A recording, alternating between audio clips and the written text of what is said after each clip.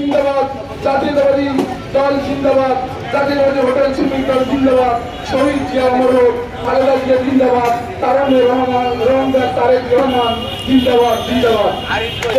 সামনে বক্তব্য রাখবেন। বিসমিল্লাহির রহমানির রহিম।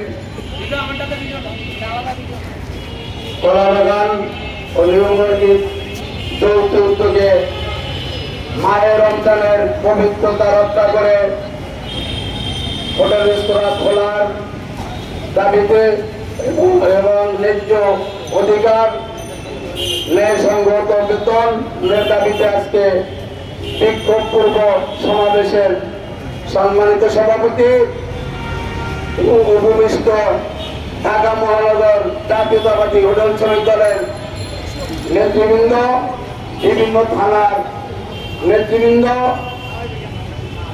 উপস্থিত আমার সহকর্মী ভাই ও সহযোদ্ধারা, সংগ্রামী সালাম ও অভিনন্দন। সংগ্রামী বন্ধুগণ, আজকে আমাদের বক্তব্য একটাই, আমাদের অধিকার প্রতিষ্ঠিত করার জন্য আমরা ঐক্যবদ্ধ হয়ে এই হোটেল মালিকরা যে সমস্ত অনৈতিক রাষ্ট্রীয় যে আইন আছে এই আইনকে তোয়াক্কা না করে শ্রমিকদের পরে যে সমস্ত স্টিম রোলার চালায়, এই প্রতিবাদেই আমাদের অধিকার প্রতিষ্ঠিত লক্ষ্যে আজকে আমরা গণমিছিল করবো অত্র এলাকায়। আপনারা এই মিছিলে সবাই এখানে যারা উপস্থিত আছেন হোটেল শ্রমিক ভাইয়েরা সবাই এই মিছিলে শুরু থেকে শেষ পর্যন্ত থাকবেন। এটাই আমার আপনাদের প্রতি মেইন দাবি। আপনাদের দাবি একটাই, মাহে রমজানের পবিত্রতা রক্ষা করে হোটেল রেস্তোরাঁ খোলা রাখুন, ঈদের আগে বেতন বোনাস প্রদান করুন, আর নিত্য প্রয়োজনীয় দ্রব্যের সাথে সঙ্গতি রেখে হোটেল শ্রমিকদের বেতন বৃদ্ধি করুন। এই হোটেল মালিকরা বর্তমানে যে বেতন দেয় হোটেল শ্রমিকদেরকে, তাদের মাসে 15 দিন চলার মতো নয়, আর 15 দিন অনিয়মতান্ত্রিক ভাবে আমাদের চলতে হয়। যেমন মালিকেরা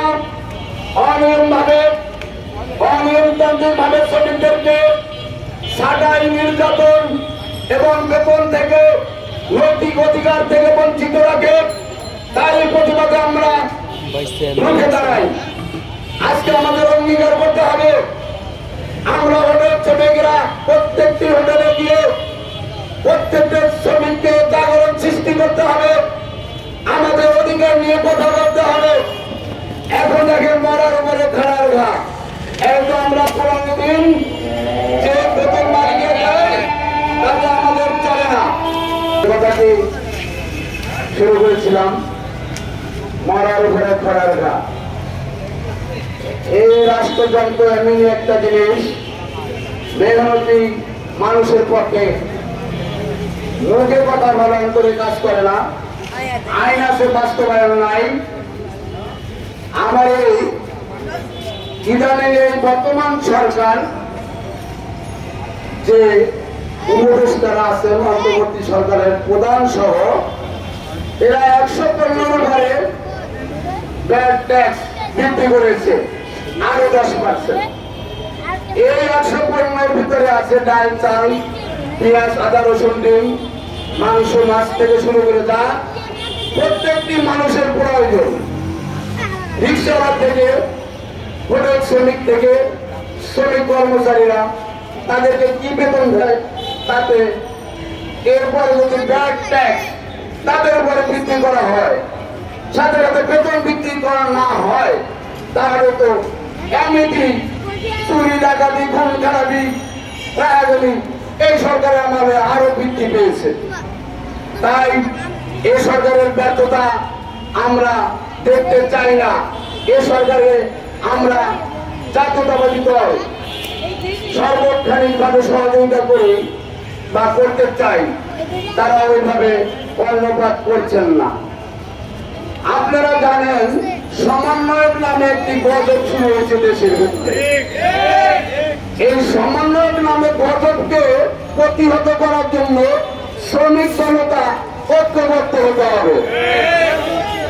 যদি মনে করেন সম্মানজনক বা শুধু ছাত্রদেরই কেটে তাদের ঘরে নিতে চায়, তাহলে হবে না, হলে যেতে পারেন না। আমার হোটেল শ্রমিক সহ 97 জন শ্রমিকের জুলাই আগস্ট বিপ্লবে নিহত হয়েছে, শহীদ হয়েছে। তাদের রক্তের উপর দাঁড়িয়ে একটি গোষ্ঠী কুচক্রকারী লেবাসদারী যে মুনাফিকি করছে এবং তারা বিভিন্ন জায়গায় হাতিয়ার নামে চাঁদাবাজি করছে। আর আমরা যদি নৈতিক ভাবে আমাদের অধিকার চাই, সেটাকে তারা চাঁদাবাজের ট্যাগ লাগাচ্ছে। এই সভা থেকে আমরা তাদেরকে ধিক্কার জানাই, ওই মুনাফিকদের দল থেকে। তারা এমন কোন জায়গায় নাই যে মুনাফিকি করে নাই। একবারে রাষ্ট্র স্বাধীন থেকে শুরু করে অর্থনীতি তারা এমন কোন মানুষের করে ওঠে নাই। আপনারা জানেন কি বলছি, আওয়ামী লীগের করে উঠেছে, এরশাদের করে উঠেছে, জাতীয় পার্টির করে উঠে রয়েছে, বিএনপির করে এতদিন খুব ধার মিলে রয়েছে। এখন মনে হয় প্রয়োজন নাই। ভুলে যাবেন না, আমরা কোনো ঘরে ফিরে নাই। আন্দোলন চলছে, আন্দোলন চলবে। গণতন্ত্র ফিরে না আসা পর্যন্ত আমরা রাজপথে আছি, রাজপথে থাকবো। গণতন্ত্র ফিরে আমাদের হোটেল শ্রমিকদের অধিকার প্রতিষ্ঠিত করে ঘরে ফিরব। তাই বলতে চাই,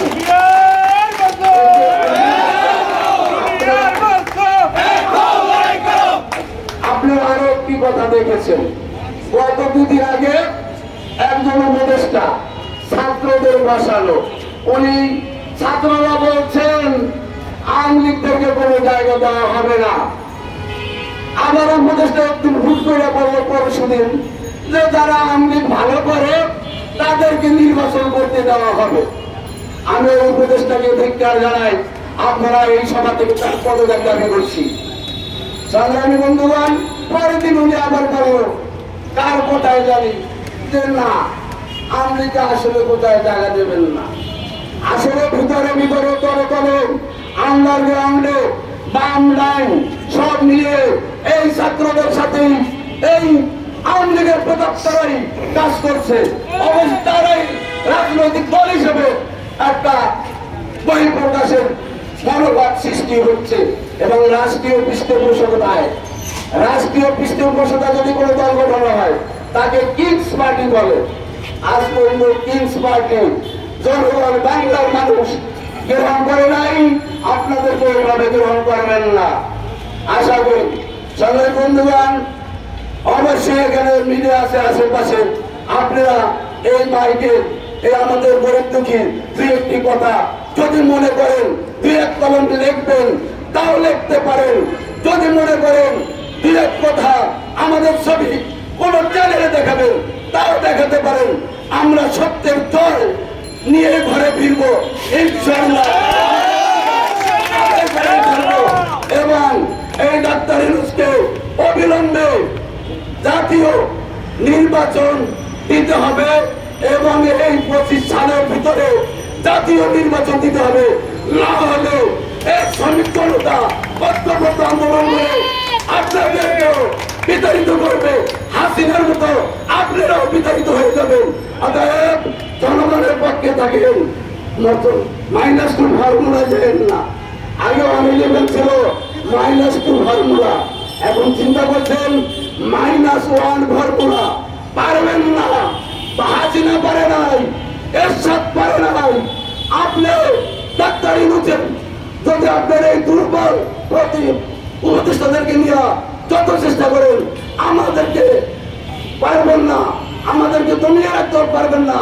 জাতীয়তাবাদী দল, বিএনপির দল, শহীদ রাষ্ট্রপতি জিয়াউর রহমানের প্রতিষ্ঠিত দল, তারেক রহমানের নেতৃত্বে বাংলার জনতা ঐক্যবদ্ধ আছে, আগামী দিনে থাকবে এবং গণতন্ত্র পুনরুদ্ধার করে একটি গণতান্ত্রিক অধিকার, জনস্বার্থী অধিকারের সরকার প্রতিষ্ঠিত করে আমরা ঘরে ফিরব, এই আশা ব্যক্ত করে আমার বক্তব্য এখানে শেষ করছি। আল্লাহ হাফেজ। বাংলাদেশ জিন্দাবাদ।